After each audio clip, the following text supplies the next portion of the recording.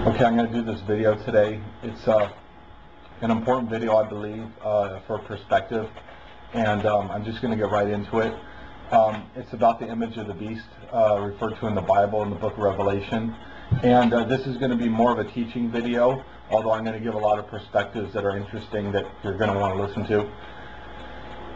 I'm going to come right out and say right from the get-go that my interpretation of the image of the beast and the whole situation is very different than a lot of people's. And so just please listen to what I have to say and then draw your own conclusions.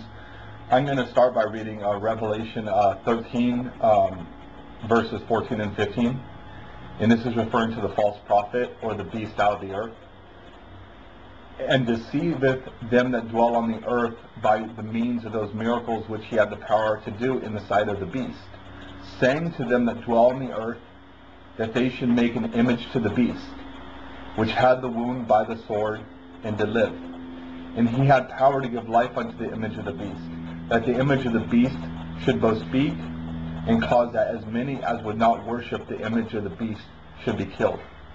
Now I'm going to break that verse down, but I want you to understand that the image of the beast will be created. It's going to be created, but it's interesting that the beast doesn't create it and the false prophet doesn't create it. If you notice in the verse it says, saying to them that dwell on the earth, that they, the people, they should make an image to the beast.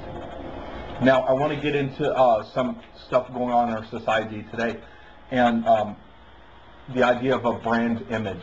You know Coca-Cola, you know their brand is like the red Coke with the white letters. And you know how they market their stuff and how they try to get it out there, and certain commercials they have, that's their brand. Their brand encompasses logos, it encompasses who they are, who they're projecting themselves to be through their ad campaigns, through how they're trying to market, who they associate with. But here's the interesting thing. I'm using Coke as an example, but there's thousands and thousands of examples of brands out there. But a brand has power over how it tries to sell itself. But the interesting thing, if you understand the idea of a brand image, not a brand, but a brand image, is the image comes from the public. They don't have no power over that. And if you want a crude analogy, an example, it'd be like BP right now. You know, the BP, the oil spill, their image now is tainted horribly because of that oil spill, and their brand tried to be strong. But now the image of that brand is tainted. If you go ask people, hey, what do you think about BP? Their image of that brand is not going to be good. So the moral of the story is these companies, although they try to control their brand and the image in the people's minds, they can't do it. And they'll even admit to that. They cannot do it. Because anything that they cannot control or anything that's going on within the public is what that image is. You need to understand brand image. You need to understand it. I'm not just talking about stuff because I want to. This is what's going to come. This is how it's going to happen. Okay, because the false prophet asked the public. Basically, the beast out of the sea, the son of perdition, the man of lawlessness, who we refer to as the Antichrist. This guy is going to be the head in terms of the person who's the dragon gives the power unto him. In Revelation 13. And what's interesting about this is, although he's basically going to come in, he's like the tip of the spear. But make no mistake about it, it's a system. It's a beast system. Okay? And this system is already going to be in power. And this man of sin, man of lawlessness or son of perdition, is going to be ushered into it. So it's a very, very, very wrong understanding to believe that the Antichrist is going to build the system, or the Antichrist is going to be responsible for the system. It's the opposite. The system is going to be completely in place, like a castle with a throne, and he's just going to sit on it. You understand what I'm saying? So you have to understand that perspective, that the Antichrist will head it up, but it's there for him. And the beast out of the sea, which is the Antichrist, son of perdition, he is going to basically symbolize what that system stands for. Okay? But it's the system. Okay, that beast system is going to have an image in the people.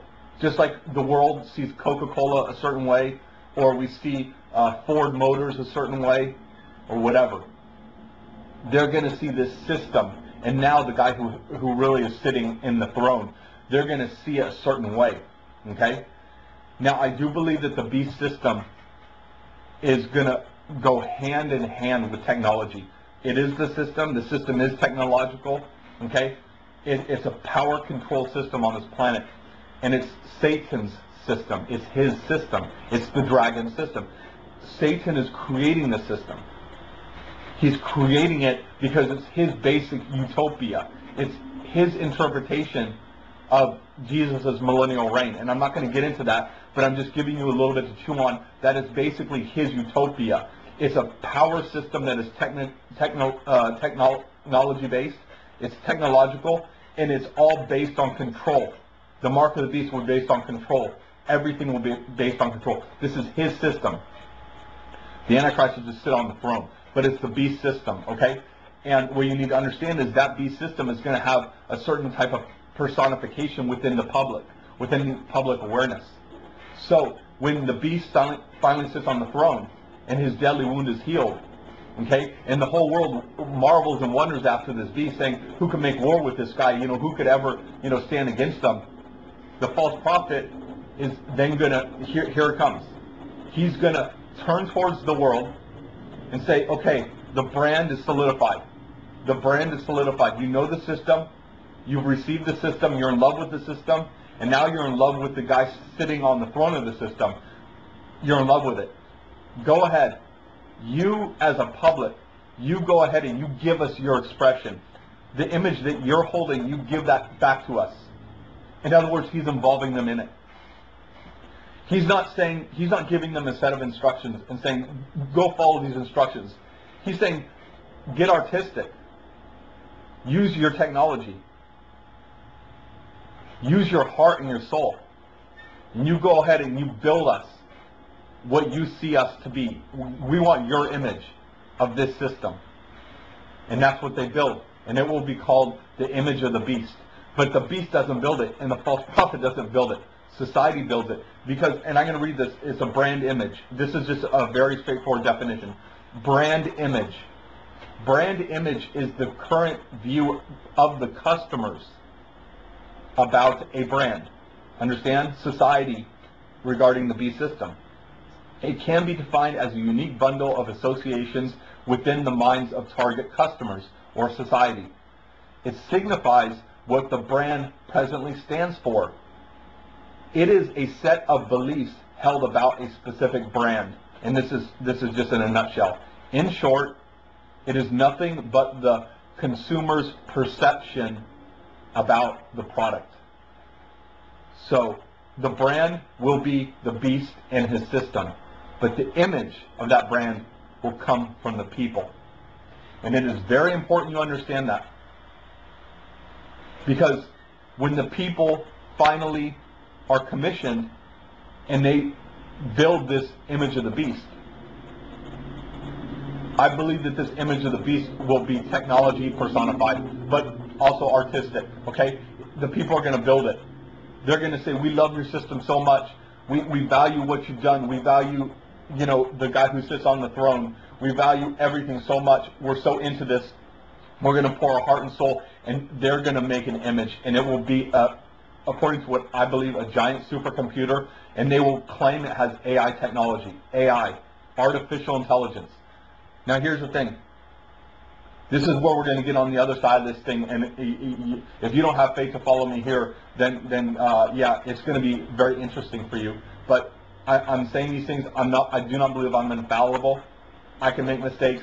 I'm not anywhere near perfect, okay? And I never claim to be. But these are just my interpretation. I could be wrong, but you should think about these things. And that's why I'm making this video, because you need to think about it, okay? I truly believe that the beast system is going to be, it's technology basically, okay? But when the world creates the image, okay? Now you need to understand this. There's a verse in Revelation 12. and it's verse 12 and 13. It says, "Woe to the inhabitants of the earth and the sea, for the devil is come down unto you, having great wrath, because he knows that he has but a short time. And when the dragon saw that he was cast to the earth, he persecuted the woman which brought forth the man-child." I believe that happens at mid-tribulation. And the church is going to be here. There's no pre-tribulation rapture nonsense. So we're going to be here. Okay? I believe that when the dragon is cast out of heaven at mid-tribulation, I believe he's cast down directly into the image of the beast. You know, the AI supercomputer that man created? I believe that Satan will possess that image. So it's not a coincidence when the false prophet gives life unto the image of the beast. And I already read that verse, but I'll put it up there. Basically, he gives life unto the image of the beast. That the image of the beast should both speak, and cause that as many as would not worship, who, the Antichrist? The false prophet? No. Who would not worship the image of the beast should be killed. It is the image of the beast who commands worship. It is the image of the beast who commands all to receive the mark on their hands or their foreheads, not the Antichrist, and not the false prophet. You might say, well, who is the image of the beast? The dragon. He will possess the image that man has created, and he will receive the world's worship at that time, because every single technological impulse that will happen on society, anything will be directly uploaded into that image. Almost like right now someone getting on the knees praying a prayer, and God receives that prayer. When the devil or the dragon possesses the image of the beast, and the world calls it artificial intelligence, but it's not. It's the devil possessing the image. And you go out and you use your mark on your head or your hand. You go use your mark. If you go buy a tank of gas, fill up your tank with gasoline, your purchase will be directly uploaded to that image. And that will be your prayer. That's your worship. He's going to receive all the worship. And I haven't even gotten to the nitty-gritty of this. I haven't even gotten to the real reason. The real reason that the devil has ordained this. And let me tell you something. I fear God and I don't judge the devil. The Bible is very clear. Not even the angels bring a railing accusation against the devil. And God knows it's never been my intention. I receive these revelations and I give them as mercifully as I know how to. But let me tell you this, and I'm not one to give the devil credit, but this system is starting to blow my mind, to be honest with you. And I'm not even talking about the technology of it. I'm talking about how successful this guy is. I'm going to cut out right now, and I'm going to go in a part 2.